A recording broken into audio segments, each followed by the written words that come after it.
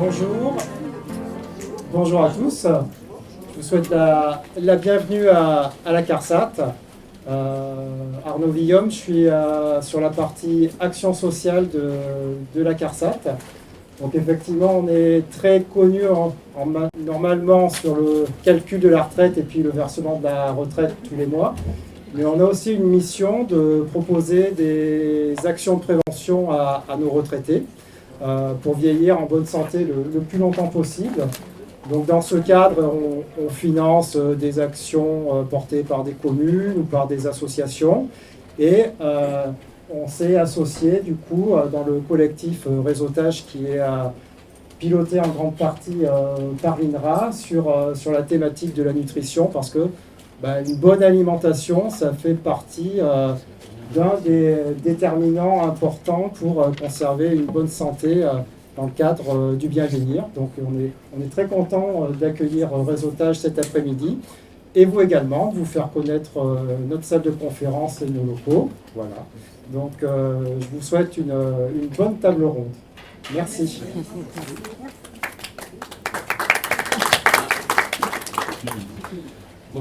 Bonjour à tous et à tous. Moi, c'est à mon tour de vous souhaiter la bienvenue.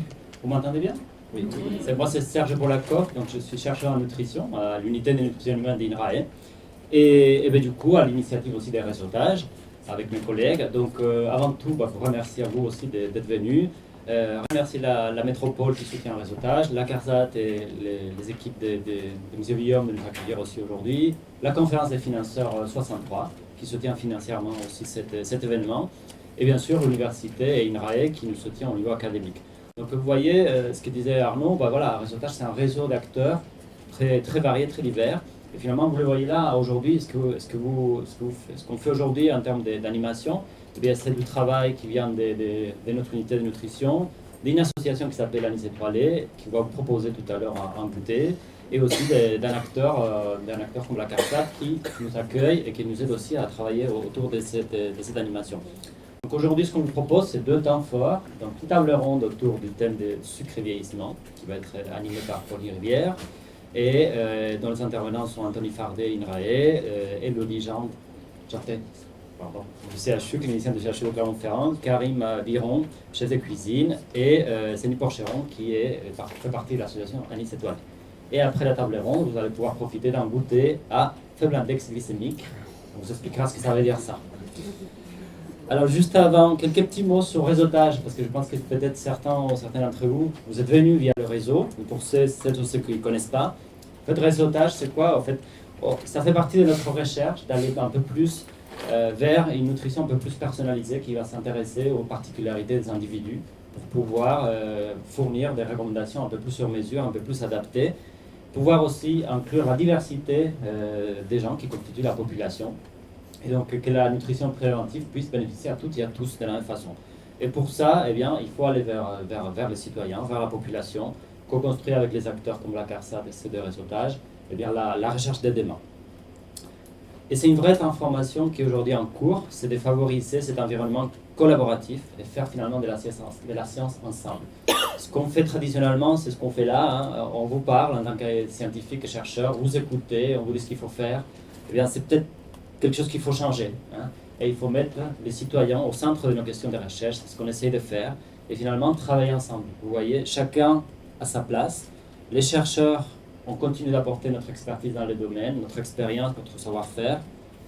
Les décideurs, ils peuvent aussi travailler au niveau de l'appui des politiques publiques, transformer les résultats en soutien de la population en politique publique. Vous, les citoyens, vous pouvez aussi participer à la recherche pour pouvoir confronter des idées, en faisant remonter des idées de terrain, tester des méthodes pour les chercheurs, participer à des études cliniques, fournir des données qu'on ne pourrait pas avoir si on ne travaillait pas directement avec vous. Et les acteurs, comme c'est le réseautage, eux, ils peuvent fournir l'expérience qui vient du terrain, finalement, et ils sont en contact, finalement, avec la cible, qui c'est les citoyens, pour co-construire la recherche de démons. Donc, réseautage, aujourd'hui, c'est plus de 50 acteurs en Auvergne, plus de 250 citoyens qui sont engagés. Là, vous voyez un peu le principe du travail de réseautage, c'est de travailler avec des acteurs académiques, des collectivités, des associations, et bien sûr, les citoyens. Donc, vous voyez, c'est un vrai environnement collaboratif, quelque chose de différent pour faire de la recherche. Et ça fait voilà, 4 ans qu'on fait des actions. Là, je passe un peu quelques exemples de ce qu'on a fait en 2022 autour de la thématique de la santé bucco-dentaire, de l'activité physique et de l'alimentation. L'année dernière, on était sur la végétalisation de l'assiette des seniors.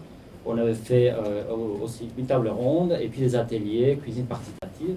Tout ça, ça a été enregistré, en particulier la table ronde. Vous pouvez la revisualiser dans la chaîne YouTube des réseautages, tout comme celle d'aujourd'hui.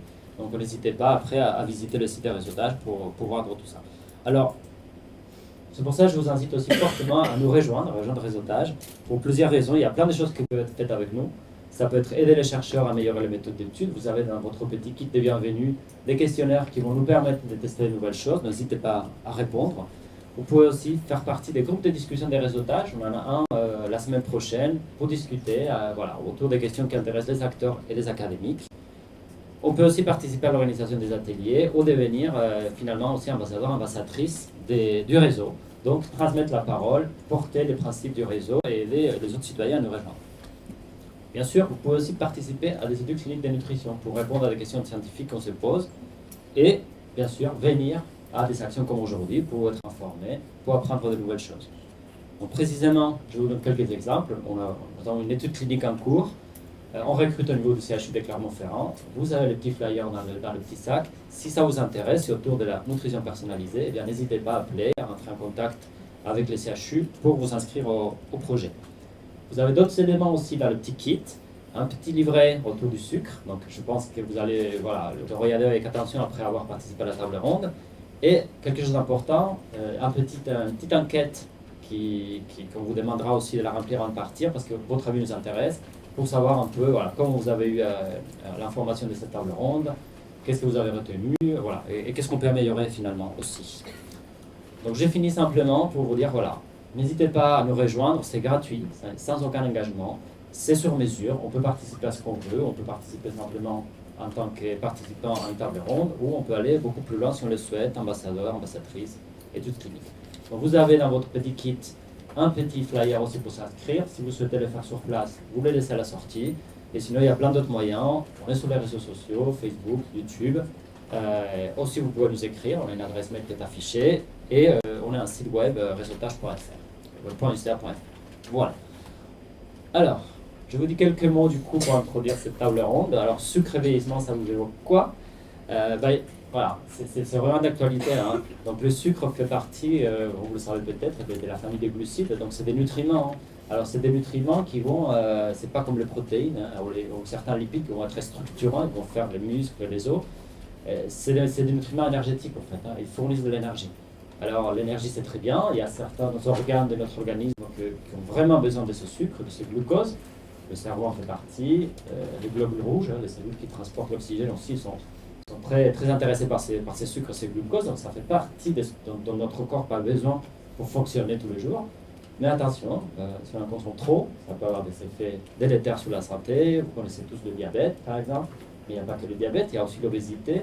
Ça peut aussi mener à des maladies cardiovasculaires. Hein. Donc il faut se dire aussi que ce sucre-là, eh bien, il peut, quand il est en excès, voilà, altérer le fonctionnement normal de l'organisme. Hein. Vous savez que quand vous consommez du sucre, quand vous consommez du sucre, eh bien, il va être capté par les organes du corps à travers l'insuline qui est produite par le pancréas. Et si on sollicite trop cet organe, il va se fatiguer. Et quand il se fatigue, eh bien, le glucose monte dans le sang et on fait du diabète. Et ça a des conséquences très importantes. On vous expliquera un peu mieux comment ça marche. Ce qu'il faut dire aussi, c'est que finalement, quand on parle de sucre, on parle de quoi? On parle surtout de sucres ajoutés. Voilà. Il y a d'autres glucides, on vous expliquera ça à la table ronde, mais les sucres ajoutés, eh bien, il faut se dire que ces sucres sont un peu cachés partout en ce moment, dans les aliments transformés par exemple, dans beaucoup de plats cuisinés. Mais ces sucres ajoutés, c'est ce sucre que vous mettez aussi dans le café par exemple, hein, qui n'était pas censé être dans le café. Donc on met aussi dans les yaourts ou dans la compote. Donc tous ces sucres-là vont s'ajouter à ce qui est déjà naturellement présent dans les aliments et peut petit à petit créer un excès. Et cet excès-là peut nous conduire à avoir des ennuis. Il peut aussi nous conduire à avoir un comportement un peu différent de celui qu'on souhaiterait. Et avoir envie de manger tout le temps, ou avoir des envies très très faim alors qu'on vient de manger, ou nous faire grignoter davantage. Donc il y a des effets qui vont au-delà des caries, de diabète qu'on connaît très bien, mais il y a aussi des effets sur notre comportement, sur notre façon de nous alimenter. il va altérer les signaux qu'on envoie au cerveau, et donc du coup, finalement, on va se retrouver souvent dans une boucle où il est difficile de sortir. Voilà. Donc, je pense que je vous ai déjà donné quelques idées pour noter quelques questions pour la table ronde. Je pense que les experts vont très bien vous expliquer ça. Ils vont aussi vous donner des conseils et des astuces, en particulier comment faire finalement pour réduire sa consommation de sucre ajouté, comment continuer à se faire plaisir, continuer à manger. Hein. C'est pas parce qu'on vieillit qu'il faut arrêter de manger ou manger moins pour une mauvaise qualité. Donc voilà, je vais passer la parole du coup à Pauline qui va accueillir la table ronde, et puis je vous souhaite une très bonne événement.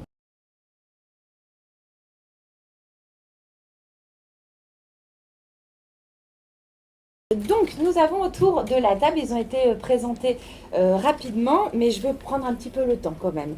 Nous avons Élodie Gentès, vous êtes endocrinologue, donc spécialiste des hormones, qui est donc ici, au CHU de Clermont-Ferrand, et vous êtes également médecin nutritionniste pour les personnes souffrant de troubles alimentaires ou de dénutrition. Ici, nous avons Anthony Fardet, qui est chercheur à l'INRAE, et vous défendez l'approche 3V, c'est-à-dire une alimentation végétale vraie et variée. Et vous êtes, on peut dire, régulièrement sur les plateaux télé et radio pour dénoncer finalement l'impact des produits ultra transformés sur la santé et sur la planète. Nous avons Céline Porcheron, d'Anis Étoilé, on en a parlé, et en charge également du goûter qui va vous être proposé. Donc Anis Étoilé, c'est une association engagée pour l'éducation à l'alimentation, et vous proposez des animations pour sensibiliser à une alimentation durable et solidaire. Ça, j'ai vu ça sur votre site. Et Karima Viron, vous êtes passionnée de cuisine et de voyage, vous êtes allée un peu partout dans le monde. Vous étiez chef cuisinière au restaurant végétarien L'Atelier Generous, ou Generous si on le fait en français. Et vous poursuivez l'aventure de l'Atelier Generous en tant que traiteur, et vous collaborez avec Céline. Donc la table ronde, elle va être en 3 parties. On va essayer de poser un peu le cadre, puisque je suis venue faire un petit tour, vous parler un petit peu avec vous, et vous avez plusieurs questions, et on espère qu'on pourra y répondre. Mais on va poser les bases, mais le sucre, on parle de quoi et qu'est-ce qu'il fait sur mon corps. Une deuxième partie sur un peu les recommandations. Qu'est-ce qu'il faut faire pour faire bien. Et puis une troisième partie beaucoup plus sur les trucs et les astuces dans la vie de tous les jours pour bien s'alimenter. Les micros, normalement, sont allumés. Il y a quelques questions qui sont ressorties et je vais les partager à mes invités pour qu'ils les aient en tête. Il y a la question de comment ça se fait que j'ai toujours envie de manger des petits trucs sucrés à la fin des repas. Tout le temps, et que si j'en ai pas, je me sens pas bien. Autre petite question, comment est-ce qu'il y a vraiment un lien entre le fait que mes petits kilos en trop là que j'arrive pas à perdre, est-ce que c'est vraiment le sucre qui est pour quelque chose? Et la troisième, c'est j'ai un taux de glycémie quand même un peu haut, mais ça fait super longtemps qu'il est haut et je sais pas trop comment gérer ça, ou voire j'ai un taux de glycémie où je fais du diabète alors je mange pas de sucre. Donc voilà un peu les questions qui reviennent, il y en aura d'autres et on essaiera d'y répondre.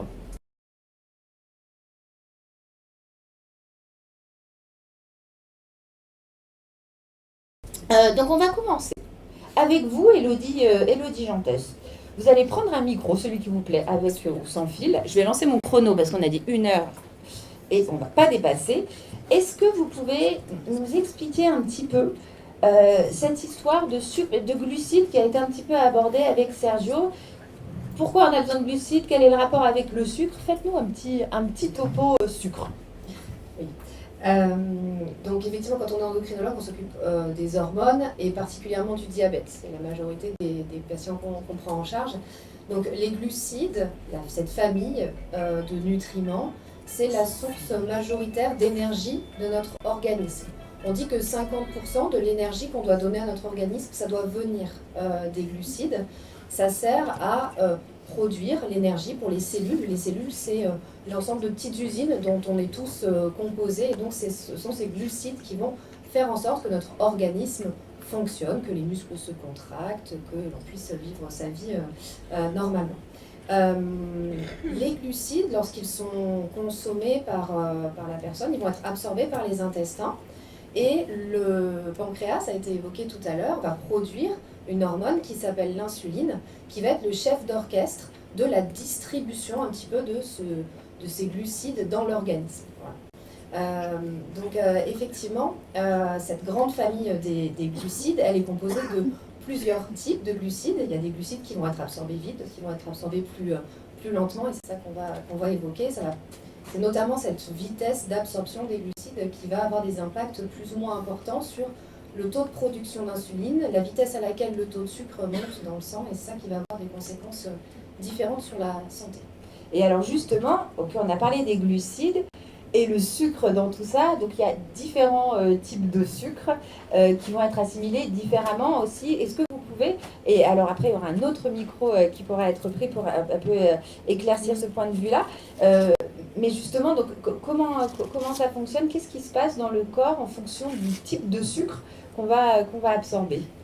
Si on absorbe des glucides qui vont s'absorber au niveau des intestins de manière progressive et lente, le taux d'insuline, le taux de l'hormone produite par le pancréas, va monter doucement également.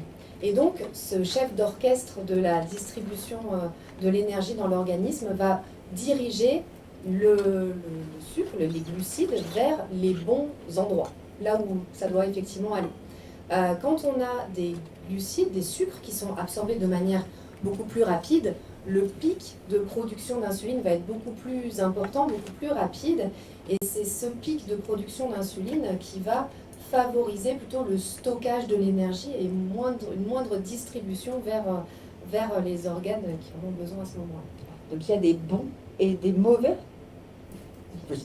Et alors justement, est-ce que vous pouvez, par exemple, Céline, comme ça au hasard, ou Anthony, nous expliquer la différence justement entre, le sucre rapide, les sucres lents? On entend beaucoup parler de ça. En fait, qu'est-ce que ça veut dire concrètement? N'hésitez pas, on a une trame, mais normalement quand on prépare une table ronde, on ne suit jamais vraiment la trame à la fin, puisqu'en fait chacun peut rebondir, bien entendu, s'il y a quelque chose à ajouter sur le sujet. Je vous laisse la parole. Céline, je crois que le micro est allumé. Oui. Oui. Donc, moi, j'ai l'habitude de faire des choses très pratiques, très concrètes. Voilà. Donc, je fais beaucoup d'ateliers cuisine, en particulier avec des seniors, mais pas que. Donc, pour moi, il y a deux grandes familles pour se repérer. Il y a le sucre, celui qu'on appelle sucre, qui a un goût sucré. C'est ça qui est simple. C'est des molécules simples qu'on va absorber très vite, qui vont très vite passer dans le sang. Et ça va faire monter, si on en consomme trop, ça va faire monter en flèche la glycémie. C'est-à-dire le sucre qui circule dans le sang. Et après, on a les glucides qu'on dit complexes, qui vont être plutôt des morceaux des glucoses accrochés les uns aux autres, et qui vont faire des molécules très longues, plus ou moins longues, avec différentes formes, et qui vont mettre plus de temps à être digérées. Et celles-là, on ne sent pas le goût sucré. Donc c'est ce qu'on va trouver en fait dans les farines, ce qu'on va trouver dans ce qu'on appelle les féculents, plus globalement. Et en fonction du type de féculent, de comment c'est organisé, ça va être digéré et transformé plus ou moins rapidement en glucose, ce qui est absorbé en fait au final dans les intestins et qui va servir d'énergie dans le corps. Donc voilà, c'est tout le truc qui est important. Je pense c'est bien différencier ces deux familles. Et le petit plaisir à la fin du repas, là, c'est le petit plaisir du sucré, là. Donc c'est celui qui rentre vite, normalement, dans le corps. C'est celui qui est potentiellement dangereux, surtout quand il est un peu caché. Voilà. Alors Anthony, peut-être il peut compléter parce que lui, il connaît très bien les différences et surtout comment on les retrouve dans les aliments. Voilà, j'ai même pas besoin de faire les petites transitions. Voilà, une table ronde collaborative. Les glucides, c'est comme ça que j'ai commencé la recherche. Dans les glucides, c'est le nutriment que je connais le mieux. Donc, je pense qu'on peut classer les glucides, les sucres Il y a trois types de classification. Trois types de classification. La classification chimique, scientifique, mais qui n'est pas forcément lié à la santé au sens strict. C'est-à-dire vous avez les sucres simples et complexes qu'a évoqué Céline. Les sucres complexes, c'est la fécule, dans les tubercules, le riz, les légumineuses, qui est riche en amidon. Donc on appelle ça un glucide complexe. Mais il y a aussi le glycogène qu'on peut trouver dans le foie quand vous mangez des abats. Il y a des résidus de glycogène. Ça ressemble un peu à l'amidon, mais c'est un glucide animal. Mais bon, c'est très minoritaire, mais c'est bon à savoir. Et puis les fibres alimentaires sont considérées comme des glucides complexes indigestibles. Voilà, donc ça c'est les glucides complexes. Et les glucides simples, que vous appelez sucre. Et là il y a deux catégories. Il y a soit une molécule, donc cette glucose qu'on trouve dans les fruits, qu'on trouve aussi dans les sirops de glucose industriels. Vous avez le fructose, qu'on va trouver dans les fruits aussi majoritairement, et le galactose dans le lait. Donc ça c'est juste une seule molécule. Après, dans ces sucres simples, vous avez deux molécules, le sucre de table que vous mettez dans le café, qu'on appelle saccharose. Donc là, c'est une molécule de fructose et de glucose qui sont liées entre elles. Et dans le lait, le lactose, qui est une molécule de galactose et de glucose. Donc ça, c'est la science. Quiz. Voilà. Non mais voilà. Mais le lien avec la santé, il n'est pas là en fait. Il faut prendre d'autres classifications pour relier à la santé. C'est ça qui est intéressant. Et par rapport à la santé, ce qui va compter dans les sucres, c'est le degré de transformation. Par exemple, si vous avez des glucides complexes comme des féculents, plus ça va être transformé, plus ça va être des glucides rapides. Par exemple, les céréales petit déjeuner pour enfants, les snacks sucrés salés gras, les galettes de riz blanc soufflé, vous voyez, c'est de l'extrusion. C'est une transformation qui transforme la fécule en quelque chose de peu masticable, très friable. Et en fait, votre galette de riz blanc soufflé a un index glycémique très élevé. C'est-à-dire, c'est comme si la fécule était rendue comme du glucose par la transformation. Donc c'est pour ça que le degré de transformation est fondamental. Ou par exemple, si vous prenez un sucre peu raffiné comme le sucre Amérique du Sud, Muscovado, non ? Muscovado, là c'est un sucre brut. Le sucre blanc, on va dire qu'il est un peu plus transformé. Et on peut faire du sucre inverti. C'est comme du sucre blanc, sauf qu'on a coupé les molécules de fructose et de glucose. Elles sont séparées. Vous voyez, même dans les sucres, on a des degrés de transformation. Et ce qu'il faut bien comprendre, c'est que ce qui est lié à la santé, ça va être le degré de transformation du sucre. Par exemple, un sucre naturel de fruits qui est simple, comme glucose, fructose et saccharose. Les fruits, c'est un mélange de glucose, fructose et saccharose. Le miel aussi. Si vous mangez le fruit entier, ce sucre simple peut avoir un index glycémique très bas, parce que le fructose a un index glycémique très très bas. Par contre, si vous les sortez du fruit, comme dans les jus de fruits, ou que vous avez des sucres ajoutés, ben là c'est moins bon. Donc en fait, vous voyez que dans les deux grandes catégories de sucres, j'espère que je suis assez clair, les sucres complexes et les sucres simples, vous pouvez avoir à la fois du lent et du rapide. Et ce lent et ce rapide n'est lié qu'au degré de transformation. Donc les fruits, c'est du sucre naturel, aucun souci. Par contre, les jus de fruits, il faut faire attention, parce que si on consomme trop de jus de fruits, qui est une forme liquide, donc le sucre il est libre, et le problème c'est pas le sucre, c'est le fait qu'il soit libre, qu'il ait été libéré de l'aliment. Et c'est ça qui pose problème, vous voyez. Donc c'est important d'avoir cette idée. Très bien. Excusez-moi. Non, il n'y a pas de problème. Et alors, justement, je vais vous redonner la parole, Céline, parce que quand on a préparé cette table ronde, justement, vous avez parlé de produits ultra transformés. Et donc, on a parlé finalement des industries agroalimentaires. Et donc, on a parlé de l'origine du sucre. Et je me suis dit, ça serait, en fait, j'ai trouvé ça intéressant que vous nous racontiez, puisque vous l'avez fait au téléphone, qu'on se rappelle en fait aussi d'où vient le sucre et comment ça se fait qu'aujourd'hui il se retrouve là où il est, en fait, un peu son histoire et à quoi et comment d'un point de vue, on va dire, historique et économique, qu'est-ce qui s'est un petit peu passé. Bref, l'histoire que vous m'avez racontée la dernière fois. Me regarde, mais oui, donc c'est une très longue histoire en fait, sur plusieurs millénaires, mais le sucre s'est développé, enfin pour moi l'important à savoir c'est qu'il est vraiment lié au développement de notre société occidentale colonialiste, puisqu'on l'a construit en fait, le développement de la production du sucre sur le déplacement massif de la population africaine vers les îles à sucre, en particulier Haïti, ce qui est devenu Haïti, la première révolution noire au monde. Et en fait, ce sucre qu'on ne consommait pas du tout en fait, au Moyen-Âge, enfin très très peu, ça venait de la Méditerranée, mais il y en avait très peu, on consommait plutôt du miel. En fait, on n'était pas du tout habitué à manger des produits sucrés. Arrivé avec ce produit qui a été développé par les Portugais le long de la côte africaine. Et ils ont testé sur une île avec des Africains qu'ils ont pu transporter. En fait, il n'y avait pas d'habitation. Et là, ils ont développé la plantation. Ils ont appelé la plantation, après le modèle de plantation, avec les esclaves liés à cette plantation. Et transporter ça de l'autre côté de l'Atlantique, développer, en fait, on a colonisé l'Amérique, les Caraïbes et puis l'Amérique du Sud, avec le développement de la production du sucre. Et en parallèle, chez nous, donc dans les pays colonisateurs, ceux qui envoyaient leurs aventuriers, on a développé aussi le commerce du sucre et le développement de l'appétence pour le sucre. Donc au début, c'était l'élite, évidemment, c'était ceux qui avaient beaucoup d'argent, c'était l'aristocratie.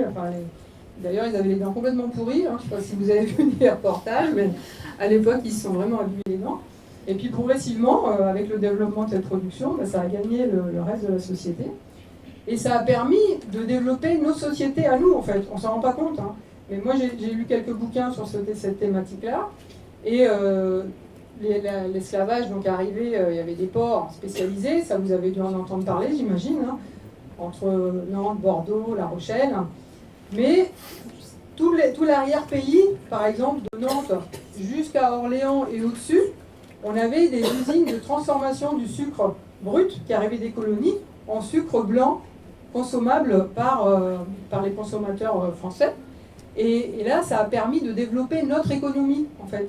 De même qu'on envoyait aussi beaucoup de marchandises vers ces colonies pour les maîtres installés là-bas, pour les blancs installés là-bas, et que ça a permis aussi de développer toute notre économie.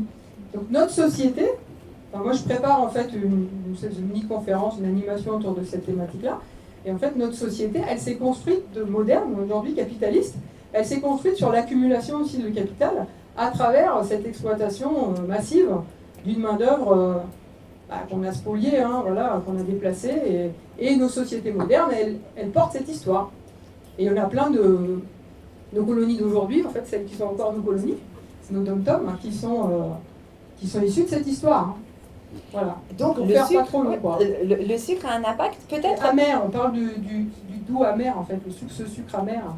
Parce que l'histoire, pour nous, l'histoire des vainqueurs, ça va encore, à part nos dents, et le diabète.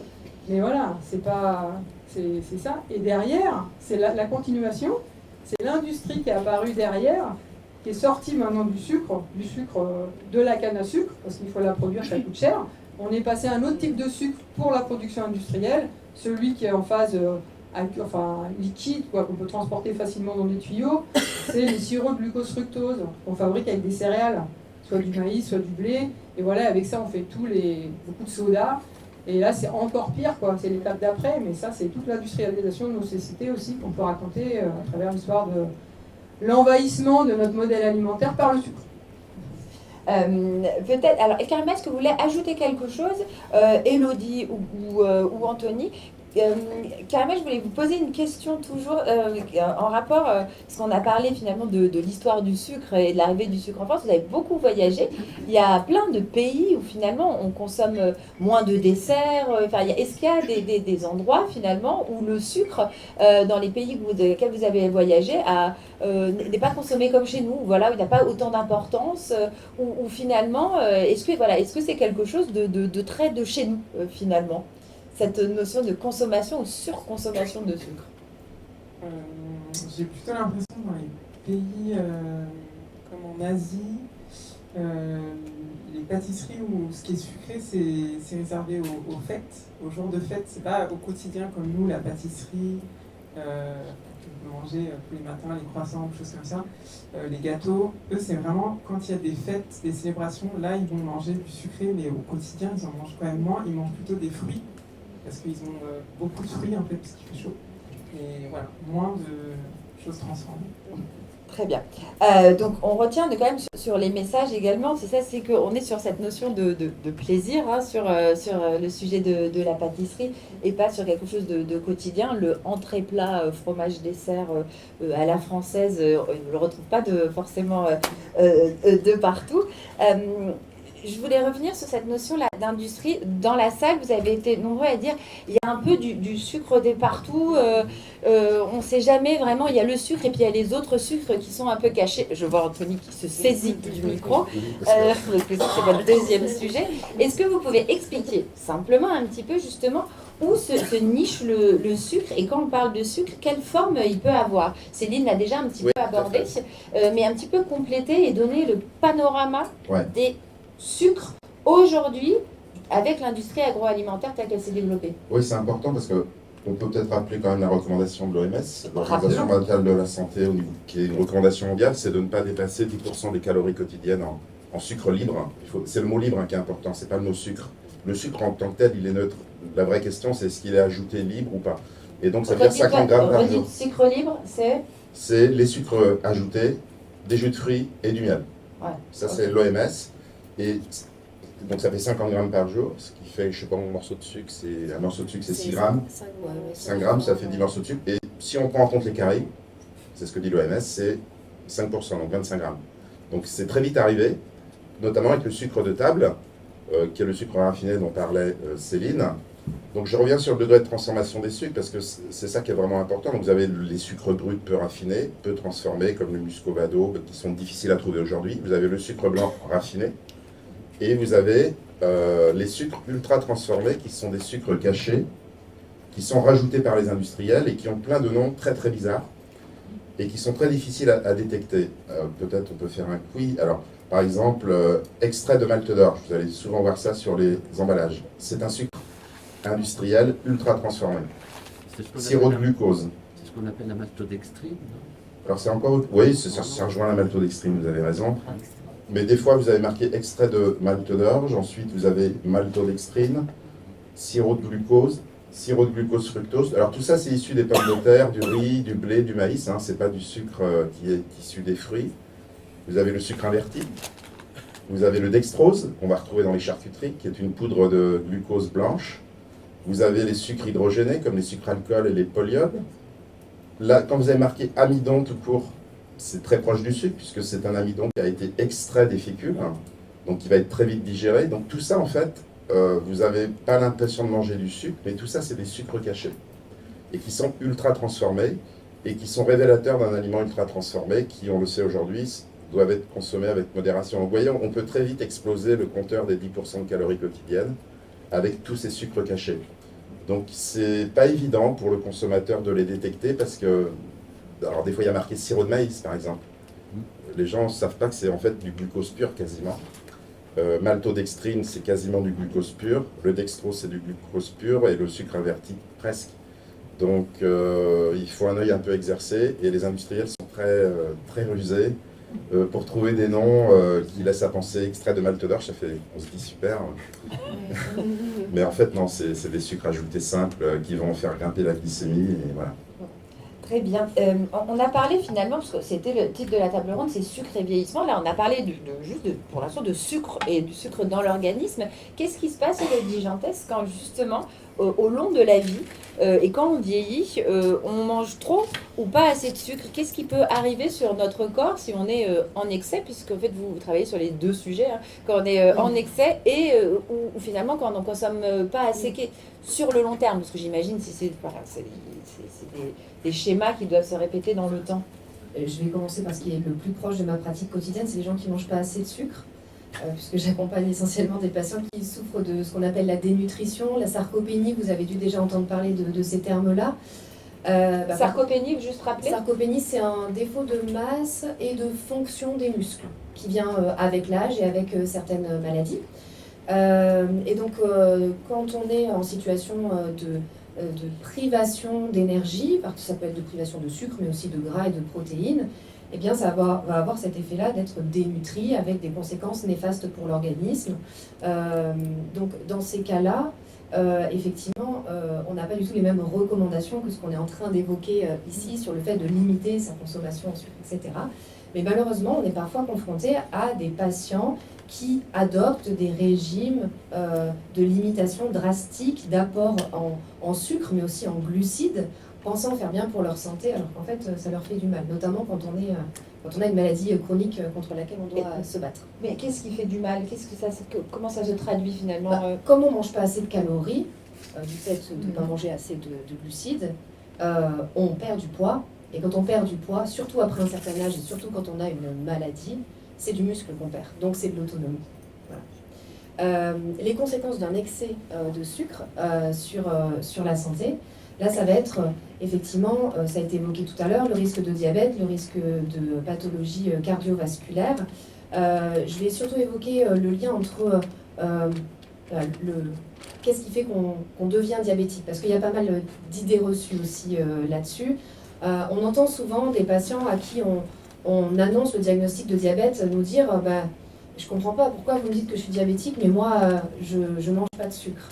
Enfin, j'ai pas pour habitude de manger très sucré, je comprends pas pourquoi je suis diabétique. Le fait de devenir diabétique, c'est pas forcément uniquement dû au fait qu'on a mangé trop de sucre dans sa vie. Devenir diabétique, c'est la résultante de plusieurs facteurs qui font qu'on a été d'une part prédisposé, déjà génétiquement, il y a des prédispositions génétiques, et puis qu'au cours de sa vie, on a eu un déséquilibre de son mode de vie de manière générale. On a des patients qui développent un diabète alors qu'ils avaient une alimentation essentiellement trop riche en lipides, trop riche en graisse, et pas forcément en sucre. D'autres patients qui sont devenus diabétiques parce que clairement, il y avait des excès de sucre au quotidien. En fait, ce qui se passe quand on devient diabétique, et je vais parler du diabète de type 2. Je ne sais pas si tout le monde est très à l'aise avec les différents types de diabète, je vais faire court, mais diabète de type 1, c'est notre pancréas qui ne marche pas, donc cette fameuse hormone qui régule le sucre, on n'arrive plus à en produire, donc c'est pour ça que les diabétiques de type 1, ils vont être traités par de l'insuline. Diabète de type 2, c'est pas vraiment un problème d'être capable ou pas de produire de l'insuline. Dans un premier temps, c'est essentiellement un problème de l'insuline que le pancréas produit à réussir à être actif et à faire son effet sur les cellules de l'organisme. C'est comme si, du fait d'un mode de vie déséquilibré avec un excès d'apport calorique, un défaut d'activité physique, nos petites cellules, là, les fameuses usines dont je parlais tout à l'heure, elles étaient moins réceptives au message de l'insuline et donc du coup on a notre taux de sucre qui monte un petit peu. Voilà, les risques d'un excès de sucre dans son quotidien, c'est effectivement de développer cette insulinorésistance, le fait que l'insuline soit moins capable d'agir sur nos cellules et que du coup on ait du plus de mal à réguler le taux de sucre. Je pourrais ajouter un truc? Ah oui, bien sûr. Parce qu'en fait, c'est vrai, on associe souvent le sucre à la prise de poids, c'est vrai. L'excès de glucose ajouté ou libre, attention, hein, parce que... Donc le jus de fruits, le Voilà. miel, et celui Parce qui que ça le sucre, par exemple, je vais prendre un exemple. Un fruit séché contient 5 fois plus de sucre simple pour 100 grammes qu'un soda. 5 fois plus. Donc si je vous dis de ne pas manger trop sucré, il faut aller vers le soda. Et pourtant, non, il faut aller vers le fruit séché. Parce que le fruit séché n'est pas associé au diabète, alors que le soda l'est. Pourquoi? Parce que le soda est une matrice liquide peu rassasiante qu'on ne mastique pas, avec des sucres ajoutés ultra transformés, alors que le fruit séché est un sucre naturel qu'on qualifie de matriciel, qui apporte mastication, satiété, vitamines, fibres et minéraux. Donc vous voyez, il ne faut pas se focaliser sur le mot sucre, mais vraiment le degré de transformation, c'est ça qui est très important. Et ce qui m'amène à une autre pathologie dont on parle très peu à la télé. On parle beaucoup d'obésité avec le sucre et du diabète, mais on parle très peu du foie gras humain, comme les OA, vous connaissez. Donc on appelle ça en science la stéatose hépatique. C'est-à-dire, en fait, c'est quand vous avez votre foie qui est engorgé par plus de 5% en poids de triglycérides, qui est un lipide. C'est-à-dire, quand vous avez plus de 5% en poids de triglycérides, vous avez une stéatose hépatique. Donc lipide, graisse. Voilà. Et en fait, on l'appelle justement la maladie du soda ou de la malbouffe, parce qu'elle est très liée à la malbouffe. Et la population mondiale est très très touchée. C'est une maladie silencieuse réversible qui n'est pas très grave dans ses premiers stades. Mais on estime que plus de 20% de la population adulte européenne est touchée. Et il y a 8 millions de Français touchés. Donc ça veut dire que dans cette salle, sans le savoir, il y a au moins 20 personnes qui ont une stéatose hépatique. Non, mais attendez. Ça se voit pas sur le visage. Non, pourquoi je dis ça? Parce que cette maladie silencieuse qui est le foie gras humain, il ne faut pas s'inquiéter, c'est très réversible. Et pourquoi on n'en parle pas? Parce qu'en fait, le diagnostic est un peu plus compliqué à faire qu'un diabète où il suffit de faire une prise de sang, et l'obésité, ça se voit à l'œil nu. La stéatose hépatique, je crois qu'il faut faire des infrasons. Oui, à l'échographie, ça donne un foie qui est brillant. C'est ça. Et, exploration complémentaire alors, avec le foie brillant. et comment on obtient un foie gras humain? C'est comme les oies, c'est-à-dire c'est très lié. En fait, c'est très lié au sirop, c'est très lié au fructose. Cette fois-ci, c'est pas l'excès de glucose qui est lié plutôt à l'obésité sous-cutanée comme moi avec mon petit peu d'an, et puis le diabète. Par contre, l'excès de fructose, quand il y en a trop ajouté, comme dans les sirops de glucose fructose aux États-Unis, ils en utilisent en masse depuis qu'ils n'utilisent plus le sucre de canne pour la crise de Cuba. Ils ont voulu s'affranchir du sucre de la canne à sucre et ils ont découvert qu'ils pouvaient faire du sucre avec les excédents de maïs. Donc c'est des grands consommateurs de sirop de glucose fructose, sauf qu'ils sont tous un peu en foie gras humain. Alors c'est réversible au premier stade, mais si on ne fait rien, inflammation, ça donne la NASH, stéatohépatite. Ensuite, ça peut être une cirrhose et un cancer du foie. Donc je crois que j'ai bien plombé l'ambiance. Ouais. C'est pour ça que j'ai... Mais je voulais vous en parler parce qu'on n'en parle jamais en fait de ce foie gras humain. C'est pour ça que j'ai pris le micro, justement, parce qu'on voit effectivement que de par l'augmentation de la consommation de soda, et notamment aux États-Unis, les motifs de transplantation hépatique aux États-Unis, c'est de plus en plus dû à ce type d'atteinte du foie et moins en proportion par rapport au greffe pour une consommation d'alcool excessive ou une inflammation par un virus type hépatite, quoi. On n'appelle pas ça aussi l'alcoolisme des enfants?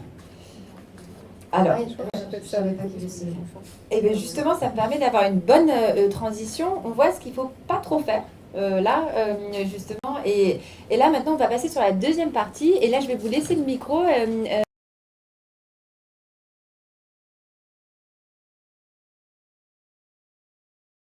Mesdames, vous êtes des passionnés de cuisine et vous essayez de proposer une cuisine saine, une cuisine équilibrée. Il y a beaucoup de personnes ici qui se disent mais qu'est-ce que je peux faire en fait pour être sûre que je vais pas manger trop de sucre, ou comment je fais pour un peu diminuer ma consommation de sucre. Comment est-ce que vous, justement, à travers votre cuisine, vous abordez ce sujet du sucre? Qu'est-ce qu'on peut faire pour mieux manger moins, et que ça soit moins sucré?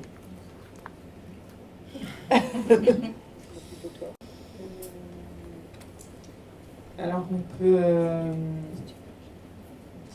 peut utiliser des épices ou des plantes pour parfumer les desserts.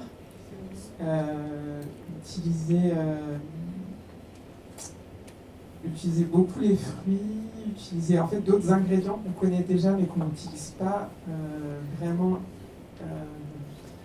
en pâtisserie, donc les légumineuses, tout ce qui est haricots rouges, lentilles, haricots blancs, pois chiches. Utiliser des céréales complètes, donc au lieu d'utiliser de la farine blanche, utiliser des farines comme la T80, T110, donc c'est des farines qui sont complètes, farine de petite épeautre. Parce que là, c'est vraiment c'est le côté très pratico-pratique, mais justement, quand vous dites des farines complètes, c'est-à-dire qu'à partir de demain, dans son alimentation, par exemple, le pain blanc, c'est non, et on achète du pain complet, mais où est-ce qu'on trouve du pain complet? Comment on adapte un petit peu son alimentation pour justement, déjà sans tout métamorphoser, tout changer, mais comment est-ce qu'on switch, comment on passe de ça, il faut surtout pas le faire, il faut, entre les simples, les complexes, le pain, les farines, on parle de quoi finalement dans la vie au quotidien? C'est quoi les aliments sur lesquels on a une manière on peut changer facilement? C'est déjà commencer par les aliments bruts, cuisiner déjà c'est bien. Et puis après c'est vrai choisir des aliments plutôt pas raffinés, ce que disait Anthony en fait. Éviter d'avoir des aliments libres, comme il disait. Donc, c'est des aliments complexes. Et donc, toutes les céréales, déjà les céréales entières. Qui mange, par exemple, du sarrasin, des graines de sarrasin? C'est simple, en fait. Il y en a qui mangent des graines de sarrasin, levez la main, c'est bon. Ah, là, c'est bon, là. Mais où est-ce qu'on trouve des graines de sarrasin? Ça se trouve facilement. Alors, n'importe quel magasin bio, il y en a. Là, c'est magasin bio, c'est là, on découvre le monde, en fait. Le magasin bio, le monde entier est dans le magasin bio, c'est extraordinaire. Mais maintenant, je vous signale que c'est même arrivé chez Grand Frais. Voilà, c'est dans les grandes surfaces. Donc ça se popularise, de plus en plus de gens adhèrent. Et on a beaucoup entendu parler ces derniers temps apparemment d'index glycémique. C'est à la mode, il y a plein de bouquins qui sortent. J'ai appris que c'était à la mode, moi ça fait 20 ans que j'en parle, mais maintenant ça y est, c'est arrivé chez vous, c'est arrivé près de chez vous. Donc on peut trouver ces aliments-là, du coup, à index glycémique bas, beaucoup plus facilement, dans plein de supermarchés, finalement. Au rayon bio, donc ça c'est facile, parce que c'est quand même... Il n'y a pas les pesticides sur l'enveloppe, ce qui fait qu'on peut se permettre de manger la peau des céréales. Et la farine T80, c'est qu'on a enlevé, en fait, en gros, la moitié de la peau, quand on a broyé le grain. Moi, c'est Anthony le grand spécialiste, mais pour faire simple, quand on a broyé le grain, on élimine une partie de l'enveloppe, mais on en garde une autre partie. Et du coup, ça nous fait des fibres non digestibles qui vont améliorer le transit et qui vont aussi ralentir la digestion de ces sucres complexes. Donc ça, c'est facile, faut l'introduire petit à petit, discuter avec les amis, trouver des nouvelles recettes, aller manger chez les uns les autres, faire des ateliers cuisine. Nous, on fait beaucoup ça avec les seniors dans les campagnes. Et du coup, moi, je leur ai fait faire un sarrasin. La semoule, au lieu de prendre la semoule pour faire le couscous, semoule blanche, on met de la semoule semi-complète. Ça existe, tout existe, hein. Semi-complet, complet. Le pain, c'est quand même pas très compliqué, trouver du pain complet. Alors SVP, sans la chimie qui va avec, hein, pas la farine standard, quoi. Plutôt bio, là, si on mange du complet, moi je dirais. Mais pas switcher d'un... Enfin, aujourd'hui, je mange tout raffiné et demain, je mange tout avec des fibres. Et là, mon petit intestin, il va faire comme ça. Vous voyez les moulots. Et après, Petit à petit, l'oiseau fait son... je vais laisser parler Anthony et après j'aurai une question très précise. Oui, c'est pour parler du pain, parce que j'ai beaucoup travaillé sur le pain avec Christian Lamézy, peut-être que certains connaissent, qui était le grand spécialiste, qui a écrit un bouquin sur le pain récemment. Vous voulez savoir quel est le top du pain pour la santé, le top du top, Mais oui, Anthony. et le pire du pire? Donc le pire du pire, c'est les pains blancs industriels raffinés, ultra transformés, où on rajoute des émulsifiants, des additifs, des marqueurs d'ultra transformation. Mais c'est quoi, un pain de mie? Le pain de mie, c'est de l'ultra transformation pure. Les gens ont tellement la flemme de mastiquer qu'ils vous font du pain de mie sans croûte. Et la prochaine étape, ce sera de l'air pain de mie, c'est-à-dire un sachet de pain de mie sans pain de mie. À force de retirer des choses, donc le pire du pain, c'est les pains blancs sous cellophane industriel qui sont souvent ultra transformés, c'est-à-dire qu'on rajoute des agents cosmétiques. Et le top du pain, c'est le pain complet bio au levain. Là, c'est le top du pain parce que le levain, ça apporte de l'acidité qui ralentit la vidange gastrique et l'index glycémique, des fibres. Et non, il y a encore pire, il y a encore plus top que top, c'est un pain au levain dont la farine a été obtenue sur meule de pierre et non sur moulin. Parce que la meule de pierre, c'est du complet naturel, alors que souvent au moulin, c'est du complet reconstitué, c'est-à-dire qu'on fractionne tout et on remet après les moutures. Donc, Mais ça, on en trouve à Clermont-Ferrand, sur le meule de pierre.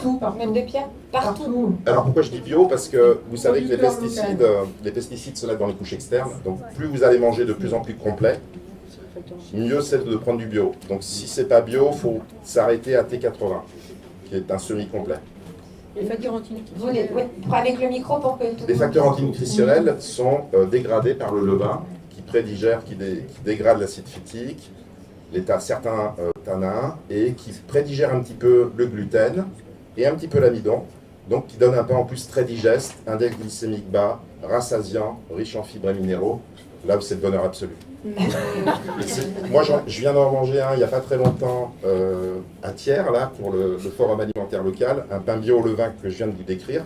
C'est tellement bon que c'est presque une sucrerie tellement c'est bon.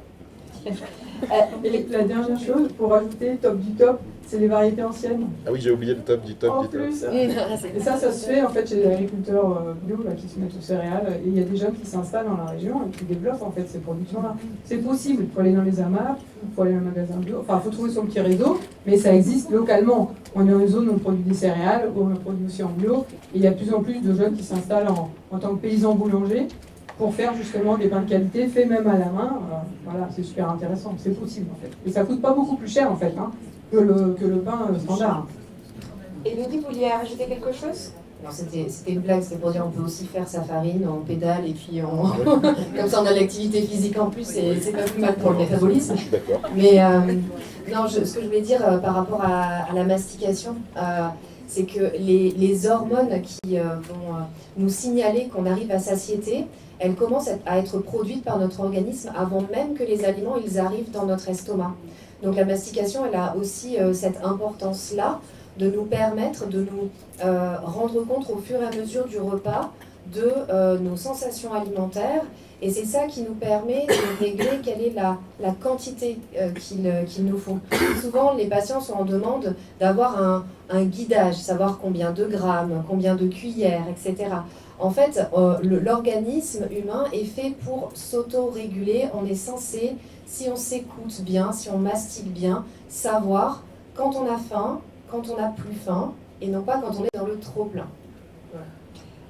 Et alors justement, parce que j'allais vous poser la question, on entend que c'est bien de manger du pain au levain, du complet, mais comment est-ce qu'on sait, parce que je sais qu'il y a des personnes qui posaient cette question de savoir quand on rentre dans le trop, comment on sait que c'est trop? Comment on équilibre un repas? Comment on équilibre une journée? Mais d'une manière peut-être générale en termes de glucides, mais peut-être aussi alimentaire. C'est quoi une journée équilibrée en termes alimentaires? Alors là, c'est peut-être un guide que je vous donne, mais voilà, comment on peut... Alors, il y a la mastication, c'est prendre le temps. Mais est-ce qu'il y a d'autres petites recommandations sur une bonne manière de s'alimenter au quotidien? C'est s'alimenter en fonction de sa sensation de faim, effectivement, comme on l'a dit. C'est la régularité aussi des apports en glucides. Les apports en glucides se doivent être présents à chaque prise alimentaire. Bien sûr, les fruits, les légumes, l'hydratation avec de l'eau, etc. Ça, vous avez déjà eu, je pense, pas mal d'informations à ce sujet. Je pense aussi que quand on avance en âge et qu'on est potentiellement confronté à des problèmes de santé qui peuvent nous faire perdre l'appétit, l'idée c'est aussi parfois savoir se sortir de ces règles de base et faire des entorses sans culpabiliser derrière. C'est-à-dire qu'on a beaucoup de patients qui nous disent « Ah ben moi, j'ai pas trop d'appétit, j'arrive pas à manger en très grande quantité à chaque repas. Mais par contre, il m'arrive parfois d'avoir une petite envie et de me faire un goûter dans l'après-midi. Ça n'est pas grave, d'accord ? C'est normal aussi d'avoir des prises alimentaires parfois entre les repas. L'alimentation, ça a une fonction effectivement de carburant de l'organisme, comme on l'a dit. Ça sert à faire que la machine fonctionne du mieux possible. Mais ça sert aussi à gérer quand on a des contrariétés, à partager des bons moments. Donc il n'est pas question de refuser des invitations sous prétexte qu'on nous invite à faire un petit goûter à 16h alors qu'on nous dit qu'il ne faut pas grignoter entre les repas. Toujours oui. Oui, parce que tu parlais de la satiété, je pense que c'est très important pour... on dit mastiquer c'est la santé. On le dit de plus en plus, même au niveau scientifique. À tel point que nos enfants mangent tellement d'aliments friables, mous, visqueux et liquides que ça pose des problèmes pour les dents et qu'ils en ont la flemme de mastiquer. Donc, regardez l'alimentation pour enfants, vous verrez qu'elle est beaucoup moins solide que celle pour adultes. Mais je voulais revenir au sucre et à la mastication. Par exemple, si on prend un fruit, la forme physique de l'aliment est compte pour la santé. C'est-à-dire on peut faire un fruit entier, une purée de fruits, c'est-à-dire qu'on broie le fruit, donc on passe d'une forme solide à semi-solide, on dit semi-solide ou visqueux en science, et puis après on passe au jus qui est une forme liquide. Alors ça ne veut pas dire qu'il ne faut pas prendre de jus de fruits évidemment, mais l'idéal c'est quand même, la base c'est le fruit entier, et le jus, la forme liquide, est plutôt l'exception, ne doit pas être la règle. Parce que plus on va déconstruire la forme de l'aliment, plus l'index glycémique va augmenter, plus il y aura des hyperinsulinémies, parce que le sucre va être de plus en plus extrait de l'aliment brut de départ. On peut prendre le même exemple avec les produits laitiers. Un fromage est une forme solide qui est plus rassasiant qu'un yaourt qui est une forme semi-solide, qui est plus rassasiant qu'un lait, qui est une forme liquide. Donc ce que je veux dire, c'est que la forme de l'aliment compte beaucoup, et ce fameux degré de transformation est très important parce qu'il va beaucoup modifier la forme de l'aliment. Très bien, donc en recommandation, on peut agir, on mange plutôt une pomme qu'un jus de pomme, même si on peut boire on peut prendre un jus de pomme. Vous aviez évoqué, oui, allez-y. Oui, je voudrais rajouter, en fait, c'est aussi, manger, c'est aussi se faire plaisir et vivre avec ce qui se passe autour de soi, donc avec la saison. Oui. Et donc, c'est aussi profiter de la saison. Et par exemple, les fruits, on a tendance à en manger moins, parce qu'il y a beaucoup de fruits qu'on trouve sur le marché qui ne sont pas mûrs, qui ne sont pas bons. Donc, la compote, ça passe beaucoup plus facile, quoi. C'est vrai. Le jus de fruits, souvent, c'est pareil, c'est concentré en parfum. Donc, il faut aussi revenir à une production locale de qualité, accessible, que le prix soit correct et que tout le monde puisse y avoir accès. Ça, c'est un autre souci. Mais faire son jardin, s'échanger les produits entre voisins, profiter vraiment au maximum de tout ce qu'il y a à la saison, de ce qui peut être offert, en fruits, en légumes particulièrement, parce que c'est ça qui manque quand même beaucoup pour pas mal de gens. Alors, les seniors, aujourd'hui, tout le monde a une culture alimentaire, c'est la base aussi de notre alimentation, c'est notre culture alimentaire. Donc, on a une culture alimentaire solide. C'est les générations qui arrivent, là, où ça va être la catastrophe quand ils auront votre âge. C'est mal barré, là, pour l'instant. Donc voilà, il va falloir qu'on se mobilise tous pour que ça prenne notre voie. Mais en tout cas, il y a un potentiel énorme pour bien manger, chez nous, dans notre région. Vous m'aviez parlé, Karima et Elodie, je ne savais pas trop où le mettre, cette histoire de microbiote. Alors je vais le mettre ici. Le microbiote intestinal, le sucre, microbiote intestinal, qu'on pouvait aussi en fait agir. On entend beaucoup parler de microbiote intestinal, il y a plein de livres sur le microbiote.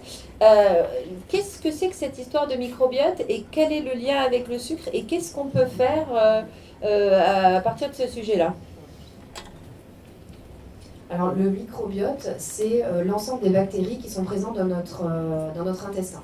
Donc c'est normal d'être plein de bactéries à cet endroit-là, et heureusement d'ailleurs qu'on en a. Quand on a une problématique de déséquilibre alimentaire qui mène au surpoids ou à l'obésité, ce que l'on constate quand on analyse les selles des patients, c'est qu'il y a une moindre diversité de bactéries à l'intérieur. Et cette modification du microbiote intestinal, on a de plus en plus d'études qui nous font le lien avec un grand nombre de pathologies, que ce soit des pathologies neurologiques telles que la dépression par exemple. Donc il y a vraiment beaucoup de littérature qui sort à ce sujet-là. Et ce qu'on sait, c'est que, en tout cas en laboratoire, on a la possibilité de le faire changer, ce microbiote, en modifiant tout simplement ce qu'on amène dans notre tube digestif. Et donc tout à l'heure on parlait des fibres.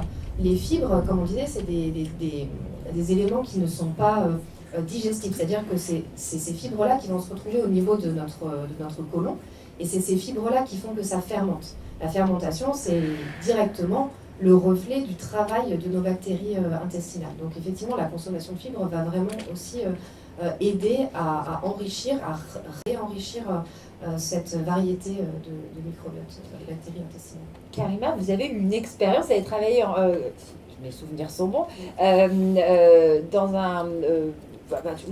pour les cures thermales, donc en tant que chef cure thermale, justement avec un petit focus microbiote. Qu'est-ce que vous préconisiez?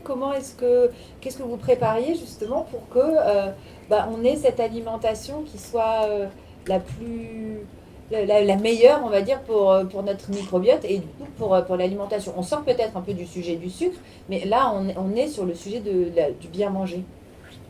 Alors on faisait beaucoup de fermentation de légumes. Donc le plus classique qui est connu, c'est la choucroute. Donc ça c'est très intéressant d'en intégrer au quotidien. Après, pour tout ce qui est fermenté, il y a aussi les boissons. Donc il y a le kéfir, le kombucha, qui est possible d'être réalisé à la maison ou d'être acheté chez les producteurs locaux ou dans les magasins bio. On a tout ce qui est le pain, c'est fermenté aussi. Le yaourt. L'alcool, il y a des sucres fermentés. L'alcool qui sont des sucres fermentés. Alors là, je pense que Sergio est en train de se dire à tout. On va pas se lancer sur l'alcool. Et après, toujours pareil, utiliser des produits bruts, manger très variés, donc des fruits et légumes crus, fruits et légumes cuits, des céréales complètes, des légumineuses, du gras, des oléagineux, des bons gras, des huiles, très variées en fait, tout ce qui est disponible en fait à l'état brut et de manger, de le cuisiner le plus simple possible en fait, pour garder tous les nutriments. Très bien. Donc là, on a sur les recommandations, on mange des pommes, on mange des fibres et on mange de la choucroute ou des légumes fermentés. Ça pour avoir une bonne alimentation. C'est pas du tout simplifié, c'est ça qui est bien. Pour revenir sur les fibres, d'abord, les gens ne savent pas, mais les fibres sont quand même des sucres, des glucides complexes, mais qui ne sont pas digestibles pour des raisons chimiques. Et il faut quand même savoir, alors, effectivement, le jus de fruits, c'est très sympa, on peut faire des mélanges, des cocktails, mais quand on passe d'un fruit entier, souvent au jus de fruits, la teneur en fibres est quand même divisée souvent par 8 à 10, c'est quand même beaucoup. Donc on perd beaucoup en fibres parce que forcément, quand vous prenez par exemple un quartier d'orange, où il y a toute la fibre, la peau blanche, tout ça c'est des fibres, et les fibres c'est quand même bon pour la santé, et ça apporte même un peu de calories, parce que les fibres, quand elles sont fermentées dans votre côlon, ça libère des acides propioniques, acétiques, et puis le lactique, le dernier je crois. Et ça fournit un peu de calories. Donc ça c'est important de le savoir. Et l'apport en fibres est assez insuffisant en France. On est à 19 grammes par jour chez les adultes, alors qu'on recommande plutôt 25-30 grammes. Donc il y a quand même une marge de progression pour les fibres. Et comme disait Céline, si on est tellement habitué à manger raffiné et peu riche en fibres, que dès qu'on se met à manger beaucoup de fibres, ça ballonne. Ça ballonne, mais une fois que le passage du ballonnement est passé, je ne sais pas combien de temps il va mettre, le temps que notre organisme se réhabitue à une alimentation normale, les fibres, c'est quand même vachement bon pour la santé, pour la satiété, pour la régulation du métabolisme des glucides. Enfin, c'est important de manger des fibres. Pour préciser, moi j'ai habité aussi ailleurs, donc j'ai habité en Amérique latine, surtout Cuba, Brésil et tout ça. Et dans ces pays-là, on mange en fait du riz et des haricots tous les jours. Et certains pays, c'est matin, midi, soir. Nicaragua, c'était petit déjeuner, un riz, haricots. Donc les fibres, là il y a la dose. Hein. Et ça apporte beaucoup de protéines, parce qu'on parlait tout à l'heure des protéines, c'est super important. Et on n'a pas du tout parlé de la viande jusqu'à maintenant. En fait, dans la viande, il n'y a pas de fibres. Hein. Pour résumer, là, monsieur. C'est que végétal, les fibres. Voilà, les fibres, c'est que dans les végétaux. Donc c'est pour ça qu'il faut augmenter la part de végétaux dans notre alimentation quotidienne, de tous, quoi. Hein. Et surtout vos petits-enfants. Parce que là, on s'occupe de vous, mais il y a ceux qui arrivent derrière, il faut y penser. Et donc c'est important aussi vraiment de mettre le paquet, hein, de manger plus de fruits et légumes, et entiers, quoi, sous leur forme la plus proche du produit brut. Et au Brésil, en fait, les recommandations nutritionnelles, elles portent là-dessus, sur le niveau de transformation des aliments. Pour sortir de l'épidémie d'obésité qui les a touchés, avec le développement de l'industrie agroalimentaire là-bas, le gouvernement avait mis en place une politique, l'ancien gouvernement avait mis en place une politique d'information des consommateurs à travers le niveau de transformation des aliments. Et donc, manger brut, cuisiner, c'était ça leur slogan. On arrive sur la dernière partie de cette table ronde et du coup je voudrais qu'on retourne un petit peu sur le sucre et qu'on donne des conseils pratiques parce qu'il y a vraiment eu cette question et on l'a beaucoup d'entre nous, il n'y a pas besoin d'être senior ou on déjeune ou on a un repas et on a une envie de sucre. À la fin de ce repas, on n'arrive pas à se retenir, on a cette envie de sucre. Est-ce que c'est grave? Est-ce que c'est un problème? Est-ce qu'il faut travailler dessus, docteur? Non, je dirais que c'est pas grave en soi d'avoir ces envies, puisque on sait très bien que lorsque le message du goût sucré arrive au niveau des papilles gustatives, le signal nerveux remonte jusqu'au niveau du cerveau, et au niveau du cerveau, ce message il va être intégré dans les centres qui vont réguler un petit peu tout ce qui est émotion, anxiété. Donc c'est très connu qu'effectivement on a tendance à s'apaiser par l'alimentation et que l'alimentation particulièrement sucrée nous donne une sensation de plaisir. Donc c'est pas anormal dans le sens où on est câblé pour ça. Là où c'est pas normal, c'est si ces envies de sucre sont présentes au quotidien, plusieurs fois par jour, et que ça nous pousse à avoir une consommation de sucre plus importante qu'il ne le faudrait. À ce moment-là, il faut déjà se questionner sur le pourquoi ces envies elles sont là. Est-ce que c'est parce que je suis stressé, fatigué, anxieux, voilà, parce que ça peut se travailler, d'accord? C'est que là, l'envie, elle est là, l'envie de sucre, elle est là pour réguler une émotion qui est désagréable. Donc, plutôt que de s'interdire la prise alimentaire en disant non, j'y ai pas droit, peut-être déjà plutôt essayer de savoir pourquoi l'envie, elle est là et travailler sur la raison pour laquelle l'envie, elle apparaît. Et si l'envie, elle est là et qu'elle est irrépressible, il vaut mieux y céder et y céder de la bonne manière. C'est-à-dire ne pas céder aux produits sucrés, je sais pas, la petite madeleine qui est dans le placard à la sortie des petits enfants de l'école et la manger devant la télé sans prêter attention à ce qu'on fait. Parce que si on ne prête pas attention à ce moment-là, on ne mastique pas, on mange très vite et on se rend même pas compte qu'on a mangé une madeleine. Du coup, qu'est-ce qu'on fait? On n'est pas appétit, on en prend une deuxième. Voilà. Donc c'est pas quelque chose de fondamentalement pathologique en soi d'avoir des envies de sucre, puisque c'est normal, ça fait partie du plaisir aussi que de consommer du sucre. Mais il faut se questionner si ces envies sont trop fréquentes sur pourquoi elles sont là et le travailler.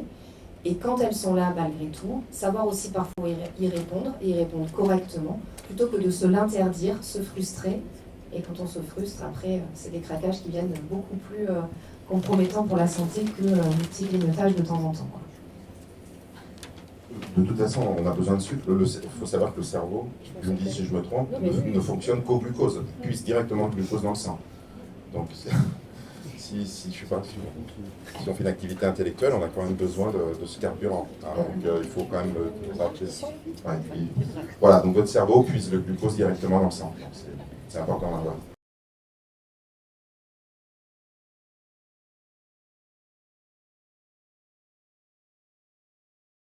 Et alors justement, puisque après vous allez pouvoir le découvrir, si on a envie, il y a eu aussi cette question, mais moi j'aime bien faire des gâteaux, mais bon le problème c'est qu'après je les mange.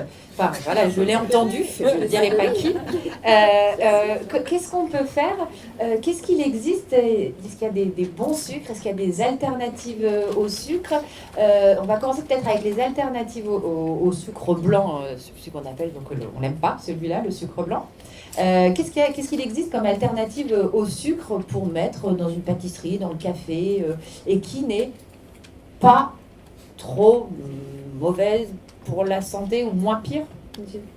Alors, on va peut-être parler aussi de ce qu'on a préparé, parce qu'on a fait un petit j'allais dire, oui. en même temps, comme ça on vous expliquera un peu ce que vous allez pouvoir déguster après. C'est pas vraiment un goûter, hein. Désolé, hein, une dégustation. Une petite dégustation, parce que le sucre, c'est modéré. Il faut se faire plaisir, mais le plaisir vient avec la modération. Donc vous avez, on a fait plusieurs recettes en utilisant des sucres bruns, très foncés. Donc le sucre complet, ce qu'on dit complet, c'est parce qu'il y a tout ce qu'il y avait dans la canne à sucre au départ. Au lieu de récupérer juste la molécule de saccharose, on a récupéré tout ce qu'il y avait dans la canne à sucre en faisant évaporer l'eau.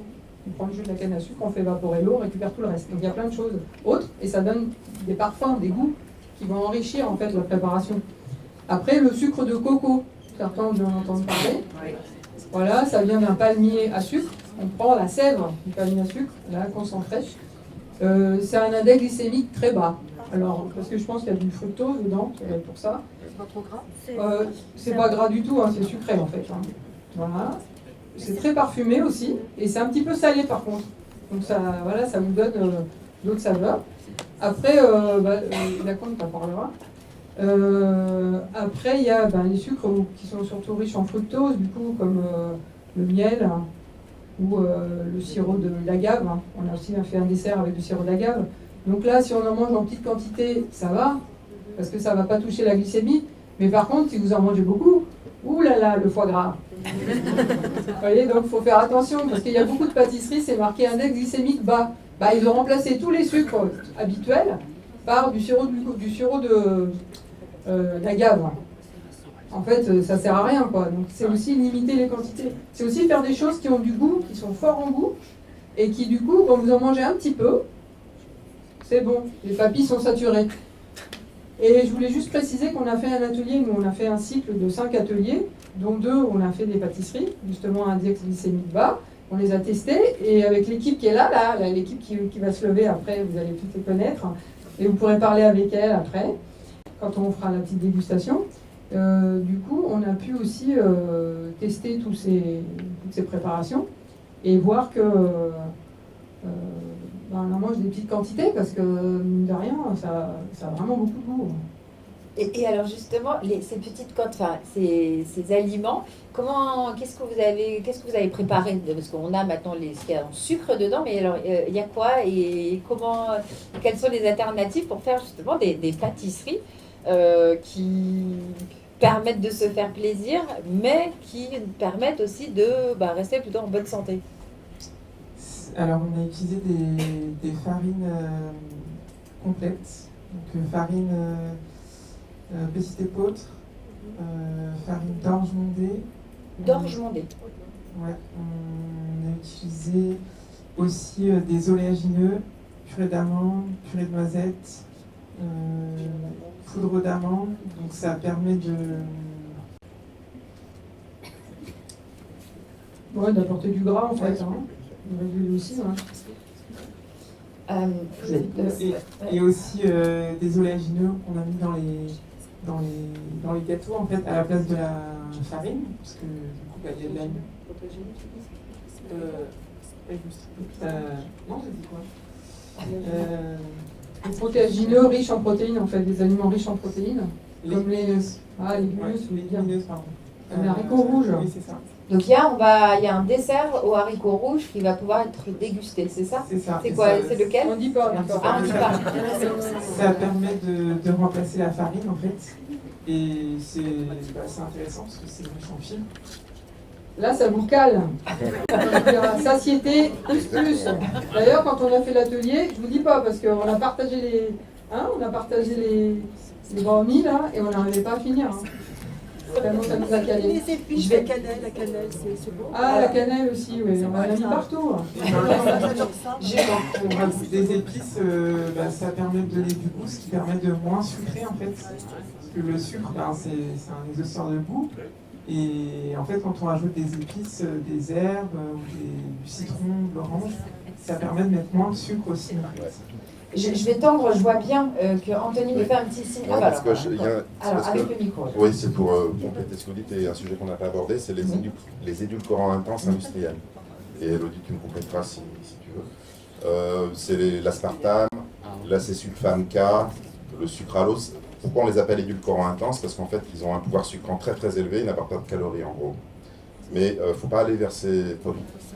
On sait maintenant que les sodas 0% de sucre sont aussi mauvais pour la santé, même pire et encore plus ultra transformés que les sodas de départ.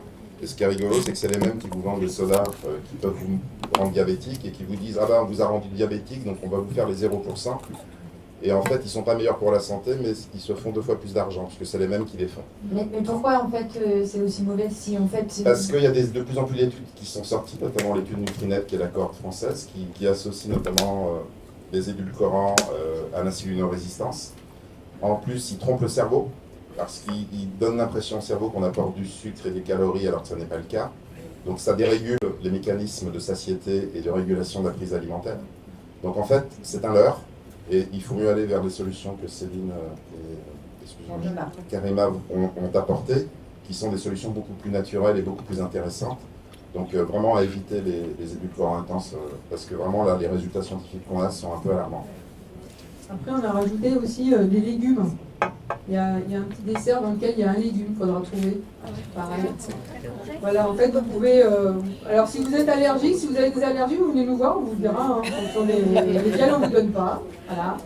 Et sinon, globalement, c'était plutôt bon. Donc, on rajoute aussi du citron, par exemple, qui fait aussi baisser l'index glycémique. Donc, il y a tout un tas de petits trucs comme ça. Et l'idée, c'est quand même de se faire plaisir, c'est continuer à se faire plaisir, parce que manger, pour bien manger, continuer à bien manger, c'est aussi se faire plaisir. Et se faire plaisir, c'est aussi manger ensemble. Parce que nous, on fait, comme je vous dis, beaucoup d'ateliers cuisine dans les campagnes, et les gens, vraiment, on sent qu'ils souffrent d'être isolés, en fait. Et moi, je prône, je me continue à bagarrer pour qu'on puisse installer des espaces de cuisine partagée, comme ce qu'on a sur Clermont à la Plaine, qui s'appelle Co-Cooking, un espace où on peut venir cuisiner ensemble, et après on mange ensemble, d'autres gens peuvent venir et participer au coup du repas.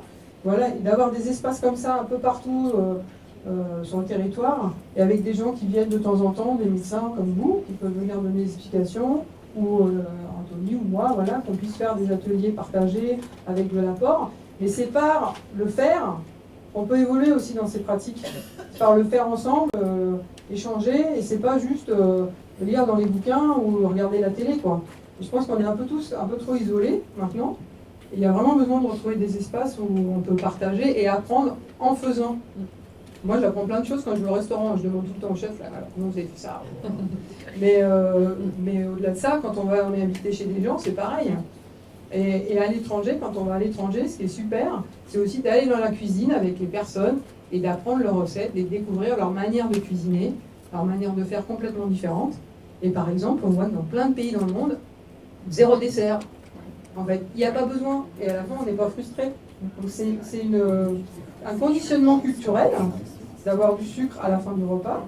Quand on vit longtemps à l'étranger dans un pays où ça ne marche pas comme ça, bah on arrive à s'en passer. On en mange de temps en temps pour se faire plaisir. Voilà. Mais, et l'autre chose, la dernière chose, moi je trouve qu'on a tendance tout le temps à culpabiliser les gens sur leurs pratiques. Mais on est dans un système, on vit dans un système complètement obésogène qui nous incite à consommer et à surconsommer. Donc des fois c'est costaud pour résister quand même, hein. Surtout quand on regarde la télé, là, avec tout ce qui passe là. 5 fruits et légumes par jour, attention, consommez avec modération. Vous voyez, mais bon, c'est chaud quand même, hein. Donc allez manger chez les uns et les autres et regardez pas la télé. Et cuisiner surtout, et cuisiner même ensemble. Donc, nous des fois on fait des échanges, on va cuisiner chez des amis. Voilà, c'est sympa aussi, on apprend toujours des choses. On arrive sur la fin, il y a eu beaucoup d'informations. Si justement, en message clé, ce qu'il fallait retenir, en petits mots de la fin, s'il y avait une chose à retenir, chacun, voilà, est-ce que vous pouvez prendre le micro, et c'est le petit mot de la fin, par quoi vous avez envie de terminer. Il est là, il faut s'en saisir. Oui. Moi je dirais qu'un aliment sain, c'est tout simplement un aliment qui est le moins transformé possible. C'est aussi simple que ça, mais par contre, c'est pas un aliment équilibré nutritionnellement, parce que ça n'existe pas, il n'y a que le lait maternel qui est équilibré nutritionnellement. Si on vous dit de manger varié, c'est que tous les aliments sont déséquilibrés. Sinon, il suffirait de manger le même aliment sur toute la planète avec une seule monoculture partout. Donc voilà, un aliment sain est le moins transformé possible, et ça vaut aussi pour les glucides. Je vous laisse circuler, c'est un peu le bâton de parole. Chacun, tout le monde va devoir y passer. Il faut réfléchir. Un message, non, mais voilà, quelque chose qui est important pour vous. Je vous dis, voilà, il faut peut-être en reparler, le redire, un conseil à donner ou juste un petit message à faire passer. Les glucides sont indispensables à la bonne santé, mais pas forcément n'importe lesquels, et toujours à conserver pour du plaisir. Très bien, merci beaucoup. Moi je dirais, soyez curieux, curieuses, et allez découvrir en fait toute la panoplie de produits qu'on peut trouver qui peuvent nous aider à mieux manger, à se faire plaisir, allez rencontrer les gens d'autres cultures aussi, et quand vous voyagez, profitez-en pour apprendre plein de choses et vous faire plaisir. Et le mot de la fin, Karima. Cuisiner. Mettez-vous à cuisiner, allez au marché, allez voir votre producteur local et découvrir ce qu'il y a de saison en fait. Cuisiner tout simplement. Eh bien, on va pouvoir applaudir nos quatre invités.